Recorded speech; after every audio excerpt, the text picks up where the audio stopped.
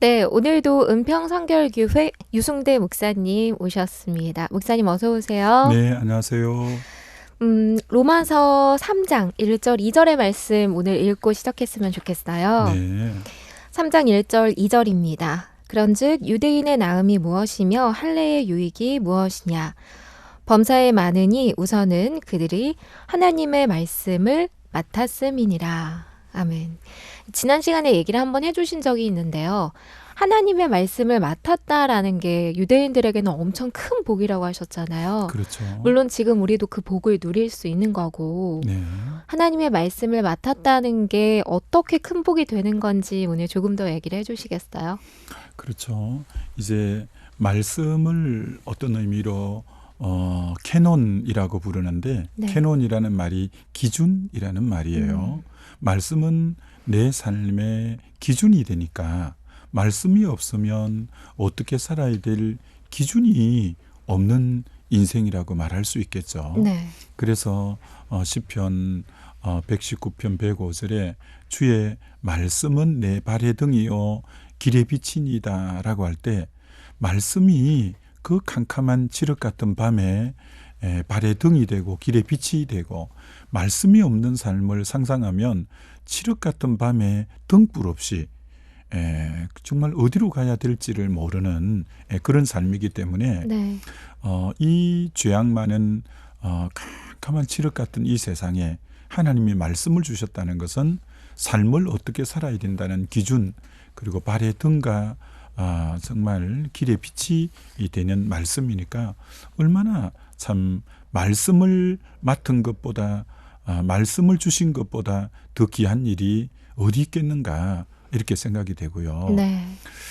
그래서 창세기 12장 4절에 보면 아브라함은 여호와의 말씀을 따라갔고 이런 말씀이 있고 그리고 롯도 그와 함께 갔으며 이런 말씀이 있는데 아브라함이 정말 본토 친척 아비 집을 떠나서 내가 너에게 지시할 땅으로 가라 할 때 한 번도 가보지 않는 땅을 말씀을 따라 갔다는 거죠. 네. 그래서 믿음의 조상인 아브라함이 삶의 방식이 뭐냐면 늘 말씀을 따라 이렇게 가는 삶이라는 거죠. 근데 똑같이 간 롯은 말씀을 따라간 게 아니라 보이는 삼촌을 의지하고 바라보며 간 거예요. 네. 그러니까 아브라함이 가는 것하고 롯이 가는 것이 겉으로 볼 때 별 차이가 나지 않은 것 같아요. 똑같이 본토 친척 아비 집을 떠나 주님이 지시할 땅으로 아브라함은 말씀을 따라가고 조카 롯도 삼촌을 따라 이렇게 갔는데 근데 이제 그 가나안 땅에 가서 문제는 결단하고 선택해야 될 일이 벌어졌어요. 그래서 아브라함이 조카 롯에게 너가 자하면 우하고 우하면 자하겠다고 그래서 사람의 그 중심은 언제 알 수 있냐면 선택하고 결단하고 판단할 때 보면 이분의 가치관과 이분의 삶의 무게중심을 어디에 두고 사는가가 드러나게 돼 있는데 조카 롯에게 먼저 선택권을 주었더니 조카 롯은 말씀을 따라온 인생이 아니잖아요. 네. 보이는 삼촌을 따라왔잖아요. 그러니까 선택하고 결단할 때 보이는 것을 따라 결단하는 거예요. 그래서 눈을 들어보니 요단 동편이 물이 많고 여호와의 동산 같아서 보이는 것을 근거로 그만 선택해버리는 거예요. 결국 그곳은 알다시피 소돔 고모라가 되고 결국 그 풍요를 선택했는데 결국은 잿더미가 되고 자기 아내는 네. 소금 기둥이 되고 두 딸도 그 소돔의 문화에서 타락할 대로 타락해버리는 보이는 것을 선택해 갔는데 근데 조카 롯이 이제 선택해 가고 났을 때 다시 하나님의 말씀이 아브라함에게 이르실 때 아브라함아 동서남북을 바라보라. 내가 너에게 바라보는 모든 것을 너에게 주겠다. 그게 언제나 아브라함은 하나님의 말씀이 임하고 그 말씀이 아브라함에게 응하는 이런 삶이 아브라함의 삶이었어요. 그러니까 이 방송을 듣는 우리 성도님들도 사실은 같이 하나님 백성이라고 해도 두 종류가 있을 수 있는데 네. 아브라함처럼 철저히 말씀을 따라가는 삶이 있고 예수 믿는다고 말하지만 눈에 보이는 것을 근거로 사는 사람이 있을 수 있는 거죠. 네.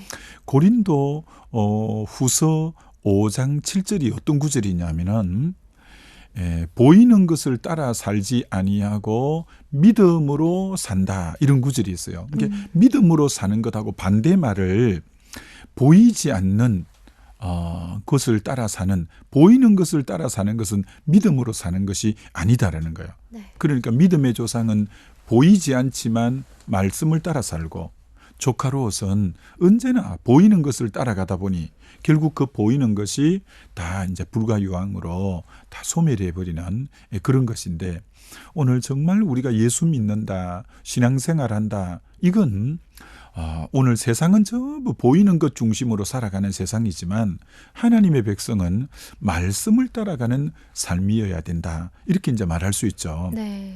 이게 얼마나 복된 삶인지, 이스라엘 역사 속에 제일 흥왕되고 전성기를 누리고 이 번성할 때가 언제냐면 다윗 때라고 말할 수 있죠. 정말 다윗 때에 주변 나라가 막 조공도 바치고 나라가 얼마나 확장도 되고 전쟁할 때마다 이기고 승리하고, 그럼 우리가 이 각도로 한번 보면 좋겠죠. 어떻게 다윗이 그렇게 가는 전쟁할 때마다 승리하고 이기는 삶을 살고 축복의 삶을 그렇게 살았을까? 그것은 다윗이 시편 150편 중에 다윗이 직접 기록한 시편이 75편인데 그 75편을 보면 얼마나 다윗이 말씀을 가까이 하는 삶이고, 한 예를 들어보면 그 시편 19편이 다윗의 시다 이렇게 성경이 말하고 있는데, 네. 그는 이렇게 말씀하는 부분이 나옵니다. 하나님의 말씀은 영혼을 소성시킨다 이렇게 말씀하고, 하나님 말씀은 어리석은 우둔한 자를 지혜롭게 한다. 하나님 말씀은 눈을 밝게 한다. 하나님의 말씀은 마음을 기쁘게 한다, 이렇게 말씀합니다. 네. 말씀의 4가지 속성을 말하는데, 하나님 말씀이 영혼을 소생시킨다고 말하고, 하나님 말씀이 우둔하고 어리석은 자로 지혜롭게 한다고 말하고, 하나님 말씀이 눈을 밝게 영적인 안목을 넓혀준다고 말하고, 네. 하나님 말씀이 그렇게 마음을 즐겁게 하고 기쁘게 한다고 말하는 거죠. 그 다음 구절이 이런 거거든요. 내가 주의 말씀을 꿀과 송이꿀보다 더 달게 여기고 금 곧 정금보다 더 귀히 여기나이다. 이게 다윗이 말씀을 향한 이 애착, 사랑은 너무 남다르잖아요. 말씀에 대해서 너무 잘 이해하고 있잖아요. 말씀을 통해 영혼이 소생된 경험도 있고, 말씀을 통해 정말 우둔한 자가 지혜롭게 된 경험도 있고, 눈이 밝아지고 마음이 기쁘고 꿀송이보다 더 달고 정금보다 더 귀히 여길 때, 저는 그 말씀 묵상할 때 역시 그렇구나. 하나님 말씀에 대한 깊은 은혜를 덧입은 사람이 역시 하나님 나라에 귀히 쓰임받고 결국은 하나님의 축복의 통로가 되고 하나님이 그 인생을 전성기를 누리게 하는구나.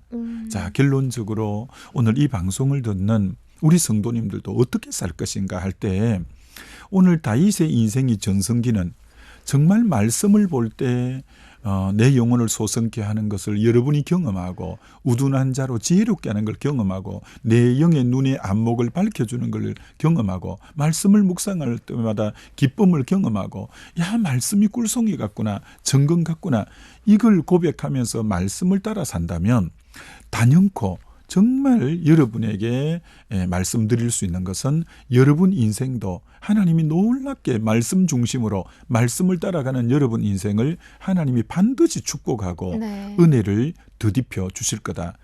어떤 의미로 확정할 수 있는 거죠. 네. 하나님의 말씀대로 살 때 우리 인생의 전성기가 온다는 것을 잊지 않고 아브라함과 다윗처럼 하나님 말씀대로 사시는 우리 방송 가족들 되셨으면 좋겠습니다. 오늘 여기서 마무리하고요. 다음 시간에 내용 이어가겠습니다. 지금까지 은평선교회교회 유승대 목사님이셨고요. 영상의 이육주 실장님이었습니다. 고맙습니다. 네, 감사합니다.